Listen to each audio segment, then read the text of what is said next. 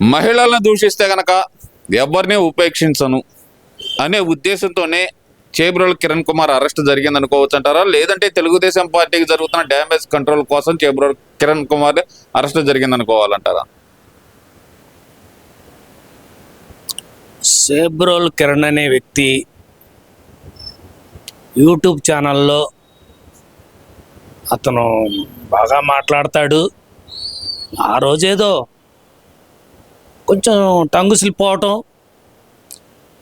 జగన్మోహన్ రెడ్డి మాజీ ముఖ్యమంత్రి భార్యని వాళ్ళ సతీమణిని ఒక బూతు మాటలు మాట్లాడటం చేబ్రోలు కిరణ్ తప్పే. సరే, అంతకుముందు కొడాలి నాని కానీ, పేర్ని నాని కానీ, మరి అంబటి రాంబాబు కానీ వీళ్ళందరూ బూతులు మాట్లాడారే నిండు సభలో, అసెంబ్లీ సాక్షిగా వాళ్ళ మీద చర్యలు అయ్యి బూతులు మాట్లాడారే లంజా కొడుకులు. మరి ఇళ్ళల్లో ఆడవాళ్ళని, మరి వాళ్ళ పిల్లల్ని ఎట్లా పడితే అట్లా మాట్లాడారే, వాళ్ళ మీద చర్యలు తీసుకోలేదే. ఆ రోజు ముఖ్యమంత్రిగా జగన్మోహన్ రెడ్డిగా ఉంది, వెకిలి చేష్టాలు చేస్తూ నవ్వుతూ. అయితే ఇవాళ చంద్రబాబు నాయుడు గారు తీసుకున్న నిర్ణయం మంచి నిర్ణయమే. ఎందుకంటే ఆడవాళ్ళు రాజకీయంలో లేరు, మగవాళ్ళు మనం రాజకీయం చేస్తున్నాం. మనం మాట్లాడుకోవాలా, రాజకీయం గురించి మాట్లాడు, రాజకీయంగా విమర్శించు, అంతే తప్ప ఇళ్లల్లో ఆడవాళ్ళని, ఇళ్లల్లో పిల్లల్ని, మీ పిల్లల్ని కిడ్నాప్ చేస్తాం, మీ పిల్లల్ని చంపేస్తామంటే ఎవరు ఊరుకోరు, ఏ ప్రభుత్వం కూడా ఊరుకోదు. ఒకప్పుడు నీచ రాజకీయం చేసిన కాంగ్రెస్ పార్టీ ఈరోజు పరిచయం అయింది. దేశ చరిత్రలో వాళ్ళకి ఇవాళ అధికారం లేకుండా పోతుంది. ఒక రాష్ట్రంలో గెలుస్తుంటేనే 2 రాష్ట్రాల్లో ఓడిపోతుంది. మరి అలాంటి నీతిమాలిన రాజకీయం చేసింది కాంగ్రెస్ పార్టీ. కొంత సామాజిక వర్గం వాళ్ళకి మద్దతుగా ఉంది, కొన్ని సామాజిక వర్గాలు ఈరోజు కూడా వాళ్ళ ఓటు బ్యాంక్ ఉంది. అయినా వాళ్ళు ఆ ఓటు బ్యాంక్ని ఎలా మలుచుకోవాలో కూడా తెలియలేక మరి బీజేపీకి 3 సార్లు అవకాశం ఇచ్చి ఉండారు కేంద్రంలో. ఏమో రేపొద్దు నాలుగోసారి కూడా అవకాశం రావచ్చేమో. ఎందుకంటే ఇవాళ పరిస్థితులు అలాగుండి సంస్కరణలు చేస్తున్నారు బీజేపీ వాళ్ళు.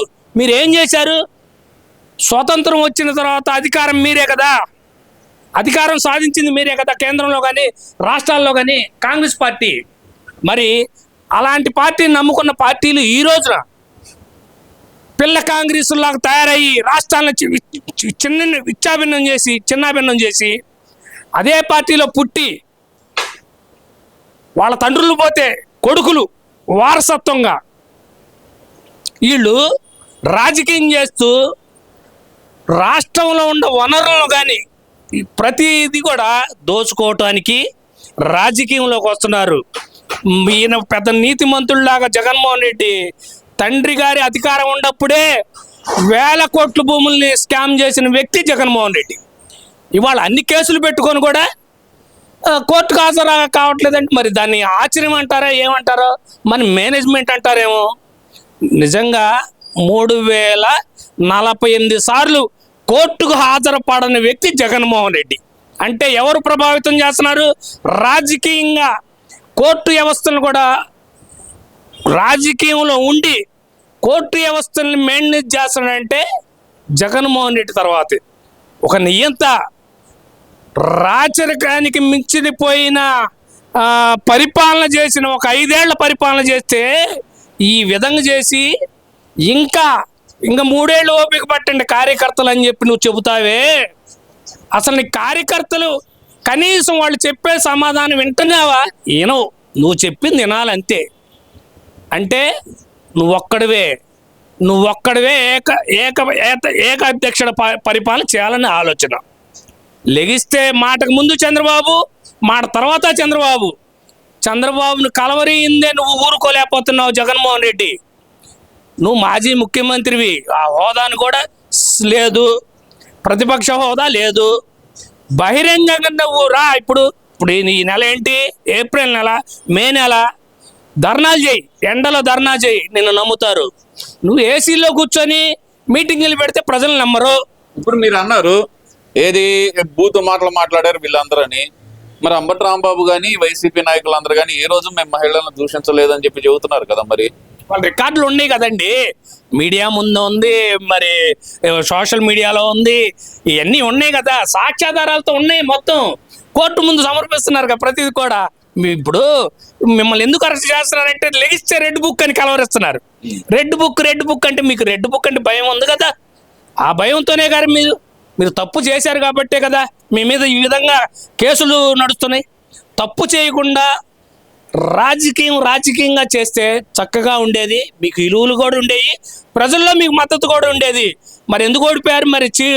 మరి ఎమ్మెల్యే సీట్లు ఇస్తే, ఎంపీ సీట్లు ఇస్తే విలువ లేదు కాబట్టి మిమ్మల్ని ఓడించారు, కూటమి ప్రభుత్వాన్ని గెలిపించారు, 164 సీట్లతో విజయడంక మోగించారు.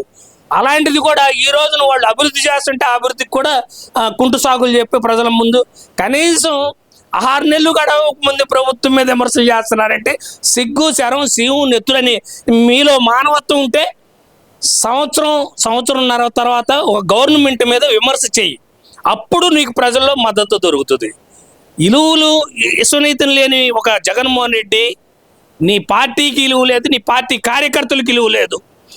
కొందరు మాట్లాడతారు, ఒక్కసారైనా మీ ఎమ్మెల్యేలతో మీరు మీ జగన్మోహన్ రెడ్డి నియంత్రణతో మాట్లాడారా? మీ గుండెల మీద చేసుకొని చెప్పండి 5 ఏళ్లలో. అంటే మీకు దొరికిన సొమ్ము, ప్రజలకు చేయాల్సిన అభివృద్ధి పనులు అన్నిటికీ అడ్డుకట్టలు వేసుకొని దోసుకొని బలిసిన మాటలు మాట్లాడుతున్నారు. ఎలా చెప్పగలరు? ఇప్పుడు ఒక పక్కన చూస్తేనేమో చంద్రబాబు నాయుడు గారు సొంత పార్టీ కార్యకర్తనే అరెస్ట్ చేసిన పరిస్థితి చూసాము. అదంతా కాదు, కిరణ్ ని మా నుంచి కాపాడటానికే అరెస్ట్ చేశారు, ఇదంతా ఏమీ లేదు, ఆయన్ని రక్షించుకోవడానికి చేశారు, ఇదంతా డ్రామా అని చెప్పి మరి వైసీపీ నాయకులు చెబుతున్నారు. ఇద్దరు వాదనలో ఎవరి వాదన కరెక్ట్ అనుకోవాలంటారు? మరి చంద్రబాబు నాయుడు గారిని కూడా అరెస్ట్ చేశారు కదా, అది కూడా డ్రామానేనా? అంటే 53 రోజులు ఆయన్ని జైల్లో పెట్టారు, అది కూడా డ్రామా అనొచ్చా? చూసాంగా, ప్రజలు స్వయంగా కళ్ళతో చూశారు కదా, 53 రోజులు ఆయన్ని జైల్లో ఉంచారు. ఎన్ని నాటకాలు ఆడారు జైలర్ కానీ, సిఐడి కానీ, మరి సిబిఐ వాళ్ళు కానీ. అది తప్పు కాదా? ఏది నిరూపించండి. తప్పులు మీరు చేసి ఇతరుల మీద నిందలేయటానికి మీ పార్టీ ఉంది, మీరు ఉండారు, అంతే తప్ప రాబోయే ఇక ఎంత టైం ఉంది? 4 సంవత్సరాల టైం ఉంది. లెగిస్తే కార్యకర్తలకు ఏమంటాడంటే 3 సంవత్సరాలు ఉంది, జమిలీ ఎన్నికలు వస్తున్నాయి, మీరు తొందరపడమాకండి, నాకు అండగా ఉండండి, నాకు అండ నిలబడండి అంటున్నాడు. ఎక్కడో కడపలో 35 ఎంపీటీసీలు కొడితే రాష్ట్రం మొత్తం నేనే గెలిచానని చెబుతున్నాడు. ఇదేనా కార్యకర్త కంటే భరోసా ఇవ్వాల్సిందే. తెలుగుదేశం పార్టీ అధినాయకుడి దగ్గరికి వెళ్తావతో నీళ్ళు తెలివితేటలు ఉపయోగించుకొని పార్టీని ఎలా చేయాలో ఆ విధంగా మనం ఉపయోగించుకుంటూ ముందుకెళ్ళాలి తప్ప పార్టీ నాయకుల మీద మనం విమర్శ చేయకూడదండి. ఎప్పుడు కూడా కొంత తప్పులు ఉంటాయి, తప్పులు లేకుండా అనేది జరగదు. కిరణ్ది కూడా తప్పే. వాస్తవంగా ఏంటంటే కిరణ్ మరి ఏ రోజు మాట్లాడలేదు, మొన్న భారతి మీద మాట్లాడాడు. మనిషి అయ్యా, ఆడవాళ్ళ జోలి మనం పోకూడదు అన్నాడు. పేర్ని నాని భార్య మరి అతను స్కాములు అన్ని ఎమ్మెల్యేగా ఉండగా, మినిస్టర్గా ఉండగా అన్నీ జరిగినాయి. వాళ్ళ భార్య మీద ఒకటే మాట చెప్పాడు, ఆడవాళ్ళ జోలి పోవద్దు, దయచేసి వాళ్ళ జైల్లో వేయొద్దు, ఏదైనా ఉంటే వాళ్ళ కొడుకున్నాడు కదా రాజకీయంలో, కొడుకుని కానీ తండ్రి కానీ జైల్లో వేయండి అని చెప్పేసి చంద్రబాబు నాయుడు గారు కూడా చెప్పడం జరిగింది ముఖ్యమంత్రిగా. మరి ఇదంతా ఒక ఎత్తు అయితే కనుక ఏంది మరి గోరంట్ల మాధవ్ అరెస్ట్ అన్యాయంగా అరెస్ట్ చేశారంట, అసలు ఏందంటారు? అది గోరంట్ల మాధవ్ అనే వ్యక్తి లా అండ్ ఆర్డర్ కంట్రోల్ చేసే ఒక సర్కిల్ ఇన్స్పెక్టర్గా చేశాడు. అతి శాస్త్రాలు చేశాడు. ఎవరి మీద? జేసీబీ దివాకర్ రెడ్డి మీదగా. జేసీబీ దివాకర్ రెడ్డి మీద ఏదో 4 ఫైరింగ్ మాటలు మాట్లాడేసరికి ఎంపీ సీట్ ఇచ్చాడు. ఆ రోజున్న పరిస్థితిని తెలుగుదేశం పార్టీ మీద జనానికి కొంత అసహనం జరిగింది, వాస్తవం. ఆ రోజున్న ఇతను ఇచ్చిన హామీలకి ప్రజలు కూడా మోసపోయారు. ఎవరు? జగన్మోహన్ రెడ్డి. నన్ను చూడండి, నా తండ్రిని చూడండి, పేరు కూడా అదే, వైఎస్ఆర్ జగన్మోహన్ రెడ్డి పార్టీ. ఇది ఏదో వైఎస్ఆర్సిపి పార్టీ. ఆ పార్టీ పేరు కూడా తండ్రి పేరే. మళ్ళీ కాంగ్రెస్ పార్టీ పేరు ఎందుకు పెట్టుకున్నావు? అది నేషనల్ కాంగ్రెస్ పార్టీ కదా, వాళ్ళ పార్టీ పేరు నువ్వు పెట్టుకోకూడదు కదా. అంటే రేపొద్దున నీకు అవకాశం లేకపోతే మరో పార్టీలో పోవటానికి కూడా అవకాశం ఉంది జగన్మోహన్ రెడ్డి. ఎందుకంటే ఇతని మీద మామూలు కేసులు లేవు. జైల్లో పడితే రేపొద్దున ఎలక్షన్లో నిల్చోవడానికి కూడా అవకాశం లేదు. ఇతని మీద నేర నిరూపణ అవుతే రాజకీయంలో రావడానికి కానీ మళ్ళీ ముఖ్యమంత్రిగా నిల్చోవడానికి కూడా అవకాశం లేదు. ప్రజలు నేను ఒకటే కోరుకుంటా, మంచి జరుగుతుందా చెడు జరుగుతుందా గమనించండి ఒక్కసారి. ఎందుకంటే 164 సీట్లు తెలుగుదేశం పార్టీ కూటమి ప్రభుత్వానికి ఇచ్చారు. వాళ్ళ పని వాళ్ళు చేసుకుంటూ పోతున్నారు. కనీసం 2 ఏళ్ళని గడవాలి కదా. ఇది మంచి ప్రభుత్వం కాదని చెప్పి ప్రజల్లో అప్పుడే వ్యతిరేకత వచ్చింది. ఇది ముంచే ప్రభుత్వం అంటున్నారని చెప్పి జగన్మోహన్ రెడ్డి అంటున్నారు కదా, మరి దానికి ఏమంటారు? అదేలే నీ సాక్షి మీడియా ఉంది కదా, దానిలో చెత్తరాతలు బూతు మాటలు ఇవన్నీ మీడియాల ముందు. ఇప్పుడు ఆంధ్రజ్యోతిని కానీ TV5ని కానీ మరి ఈటీవీ వాళ్ళని కానీ మరి ఆయన రామోజీరావు గారు ఏం చేశారు? ఆర్థికంగా వాళ్ళు అన్ని రకాలుగా వ్యాపారస్తులు ఉన్నాయి. వ్యాపారం కింద స్థాయి నుంచి వచ్చిన వ్యక్తి. నీ స్థాయి ఏంటో చెప్పు అసలు. జగన్మోహన్ రెడ్డి మొదటి నుంచి మీది ఫ్యాక్టరీస్ ఫ్యామిలీ. నీ తాత కాడి నుంచి నీ తండ్రి కాడి నుంచి మొత్తం అవినీతిమయమే. ఎవరెవరిని బీసీ నాయకులను మొత్తాన్ని సర్వనాశనం చేసి మీరు వాళ్ళ ఆస్తులు దోచుకొని, వాళ్ళ పొలాలు దోచుకొని, వాళ్ళ గ్రానైట్ నూకి మొత్తం వాళ్ళ సర్వనాశనం చేసింది మీరు కాదా? జగన్మోహన్ రెడ్డి ఫ్యామిలీ కాదా? రాజారెడ్డి కాదా? రాజశేఖర రెడ్డి కాదా? మీరు ఇప్పుడు కూడా తప్పులు చేస్తూ కూడా ఇంత రాష్ట్ర ప్రజలను కూడా గందరగోళాన్ని సృష్టించడానికి, మత కల్లాలు సృష్టించడానికి, ముస్లిమ్స్ని మరి ఇతర మత క్రిస్టియన్లని మతాలను రెచ్చగొట్టడానికి నిన్న సంఘటన చూసాం కదా, పాస్టర్ ప్రవీణ్ గురించి. మరి ఎంత గందరగోళం చేయాలనే ప్లాన్లో, అంటే రాష్ట్ర ప్రజలకి నిద్ర లేకుండా వాళ్ళ మాన ప్రాణాల మీద నువ్వు ఎంత దారుణమైన కుట్రలు పండుతున్నావంటే ఈ రాష్ట్ర ప్రజలకు కనువిప్పు కావాలా నువ్వు చేసే అరాచకమైన చేష్టాలకు.